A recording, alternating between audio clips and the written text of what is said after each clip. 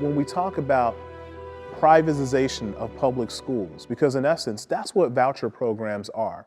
It's taking money that should go directly into our public education, pulling it out, and under the guise of saving some students, giving them these vouchers to go to these private schools. Well, let me tell you, a good friend of mine explained it to me like this. Imagine that a house was on fire. There was 100 kids in that house. Someone comes along and says, listen, I'm going to save 10 of you kids. And they save 10 kids out of that burning building. What happens to the other 90 kids? Where do they go? How do they get out? Do they stay in that burning building? Because in essence, that's the argument that's being used against our public schools, right?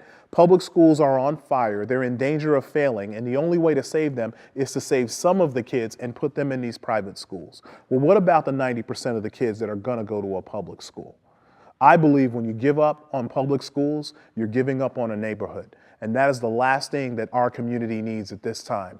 I'm gonna fight for our public schools because I'm gonna fight for our neighborhoods. We have to fight for our families. We need to fight for our children. And that always starts with education. That's the great equalizer. I don't care what your background is. I don't care where you've come from. What's made America great is the fact that you get a free education. I believe that you've seen the teachers union, both on the state level and the local level, endorse me for this race because they understand that, one, I'm gonna fight for their issues, not just because my wife is a teacher, but because I'm a product of public education. I'm a firm believer that every child deserves an opportunity to succeed. And the only way to guarantee that to every child is by making sure that our public schools are strong.